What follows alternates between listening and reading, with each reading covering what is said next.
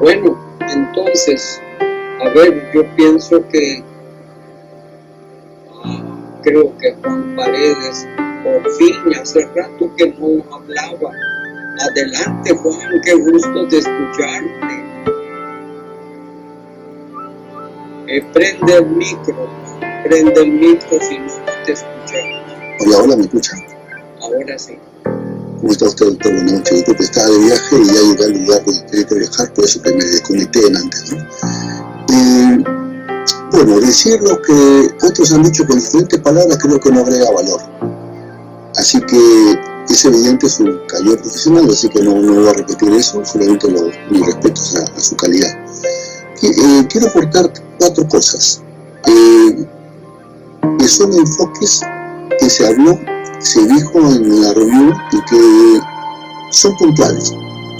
En el tema, cuando usted comentó en algún momento el tema de felicidad, yo tengo que anotar, pero como estaba viajando no puedo notar el momento exacto, ¿no? Cuando usted habló del tema de felicidad, y que a veces la gente lo enfoca al lado, sobre todo monetario, hay una nueva corriente que ya no habla del lado monetario de la felicidad, no lo correlaciona felicidad igual al dinero, sino lo correlaciona más bien con el ser. Y ahí aparece la palabra ser, hacer, tener y estar. Entonces, ya el foco de la felicidad, con el profesor Dan Chapman de Harvard, ya no es el tener, o sea, soy feliz porque tengo un carro nuevo, soy feliz porque tengo una camioneta de tal marca. Ese foco ya no es la felicidad, digamos, los estudios que se está dando ahora ya no tienen ese enfoque. Antes capaz sí, y justamente pues, en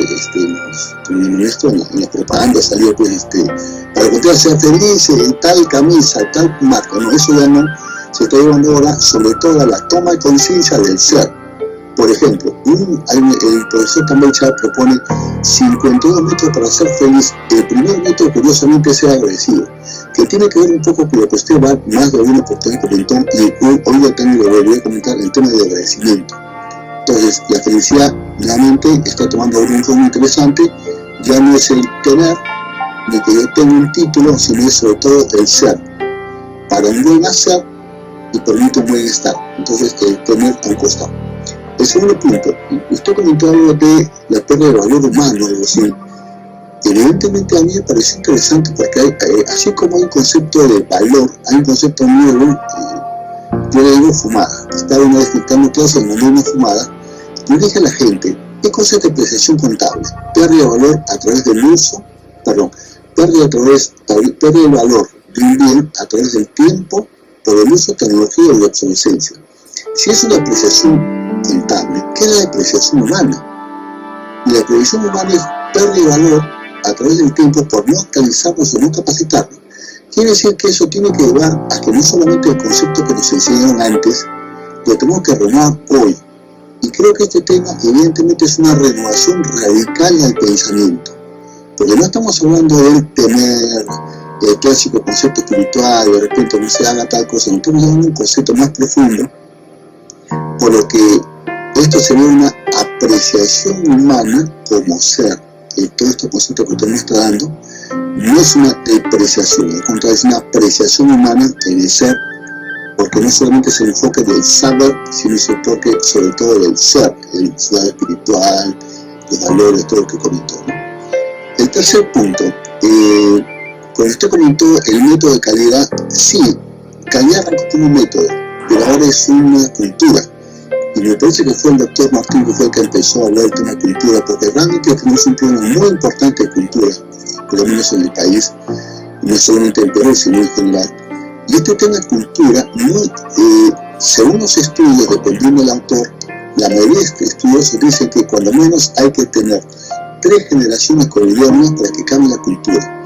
Quiere decir, si en una universidad, por ejemplo, estamos hablando de cambiar la cultura en una aula universitaria, por el tema que sea, de repente la honradez para que no copien, o de repente la responsabilidad para que hagan todos sus trabajos, o de repente el interés para que ellos no estén, como decía el último humano, utilizando el internet y la inteligencia artificial para todo. Eso significaría que cuando menos 3 promociones de 5 años, estamos hablando de 15 años, o sea, es tema cultural y el mismo concepto de poner en el tapete inteligencia espiritual en el país, cualquiera sea, va a significar un largo aliento, evidentemente, no porque no tampoco no creo que sea la idea de cambiar, digamos, una varita mágica, la cultura de una agrupación, ¿no? Podemos hablar hasta de la cultura masónica. Entonces, el tema de cultura es, el tema de calidad ya es un concepto más cultural que metodológico. Y el último punto, cuando usted habló, me hizo mucho eco el concepto antivalor individual. Y esto es, pero hasta en el colegio, ¿no? O sea, eres tú con tu nota, y eres tú en la facultad con tu nota, y estás en el trabajo y eres tú con la nota que te pone en tu rendimiento, en tu trabajo. Y si eres vendedor, peor.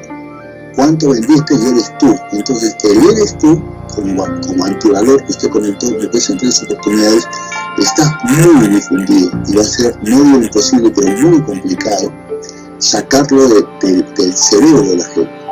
Porque para terminar, y esto yo en un momento lo he explicado, pero el mismo tema que yo trabajo, yo le llamo alma, evidentemente que la palabra más adecuada sería el símbolo. El mismo concepto que yo trabajo con el alma, metodológicamente, porque no tiene nada que ver con que vi un video, es una metodología, estoy ambiente académico, por lo tanto tengo que estar respaldado por metodología. Hasta el mismo tema con mis compañeros profesores es un pecado, es una, digamos, no sé qué título poner. Para terminar, por eso que dicen que capaz, en el caso de los docentes, no sé si podría haber otro más de docente, creo que fue de docente también, dice que es más fácil mudar un cementerio que cambiar un sílabus o una currícula. Eso dice mucho de la cultura, del concepto, del mundo mental, capaz de lo que justamente tenemos que proponer cambios, que somos los docentes. Y en su caso, con esta docencia genial que da usted, proponer cambios en todo este grupo humano, que evidentemente, basta que sea uno o dos, con esto termino por favor, hay una analogía que es como el carbón. Yo vivo en la Argentina, ¿no? Soy peruano, pero en Argentina. En la Argentina se hace mucho el asado, ¿no? Entonces vamos a suponer que el carbón está completamente apagado. Pero si tú ves un puntito de carbón prendido y tú soplas, nuevamente el fuego renace. Capaz en la sociedad está completamente apagado el tema de valores, el tema de ética, el tema, todo lo que es como son principios, todo moral. Pero basta que haya un puntito y que ese puntito sea soplado para que después toda la llama se digamos, vuelva a tomar fuerza, toda la llama de lo que se pretende, digamos, implementar en la gente, ¿no? Así que agradezco porque esto es un pequeño gran punto y usted está soplando porque de alguna manera todos nos incendiamos con su sabiduría, su manera de ver el mundo. Muchas gracias, doctor. A ti, Juan, porque en realidad tu punto de vista es bastante novedoso y interesante, porque es un punto de vista que denota gran intelectualidad. En realidad es necesario tomarlo en cuenta también, porque los intelectuales cuando escriben algo y los demás intelectuales se enteran de ello y les gusta, lo aceptan y lo admiten ya como un hecho cumplido. Y obviamente eso pasa con esa idea de cambiar la concepción humana en la importancia del tener o del ser. Obviamente, inteligencia espiritual está del lado del ser, más que del tener, pero el materialismo reduccionista, como lo decía Francisco Mirabal, está muy en el tener una moto, tener un carro, tener algo que pudiera ser importante, y eso está muy metido en la mentalidad de la mayoría de la población, pero obviamente está muy lejos de que eso pueda ser erradicado con solamente un gran intelectual que promueve algo dentro del grupo de intelectuales de las grandes universidades, porque eso cala mucho entre los intelectuales. pero no se puede dar eso como un hecho cumplido, de que ya no se puede hablar del tener, sino del ser, porque obviamente la mayoría del mundo todavía está aferrado al tener y no quiere saber nada con el ser. Bueno, pero por otro lado, agradezco muchísimo, Juan, el ejemplo de la chispita en el grupo de los carbones apagados en una gran parrilla, que basta que haya una encendida para que nuevamente se reavive el fuego. Me parece genial esa comparación, porque yo creo que todos nosotros, incluyendo los del primer mundo y los del segundo mundo, que contrastaba tanto Lucía Emperatriz, básicamente todos, al ser humanos, incluyendo los del tercer mundo, estaríamos hablando de que tenemos una chispa dentro de nuestra forma de concebir la espiritualidad. Por ignorantes que seamos, la chispa está allí. Es una chispa encendida que solamente hay que saber despertarla, oxigenarla, para que prenda toda la parrilla individual de la espiritualidad de cada quien. Y esa chispita básicamente es lo que nosotros llamamos el yo superior, el simbre que debe de trascender el ego, porque es que en realidad en el intelectualismo del ser no hay todavía la conceptualización del simbre.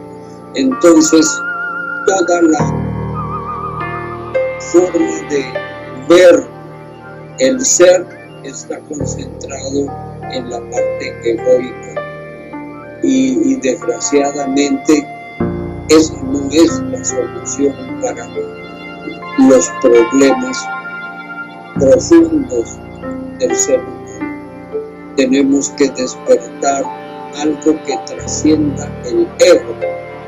Propuesta intelectual también de aquellos que manejaron el rescate de la sabiduría ancestral a través de la psicología transpersonal, pero de todas maneras está allí esa chispita con ese magnífico ejemplo que Juan acaba de dar, que me parece genial, porque es allí donde todos nosotros, los integrantes del diplomado, podemos aspirar a reavivar el fuego que potencialmente tenemos todos los seres humanos, para poder considerarnos por encima del tener y encontrar la esencia del ser. Agradezco muchísimo, Juan, porque tu punto de vista, como siempre, es de lo más original y de lo más interesante. Gracias, Juan. Viniendo de usted es más que un halago. Muchas gracias, maestro. Y me inició el halago de parte suya, pero muchas gracias. Bueno.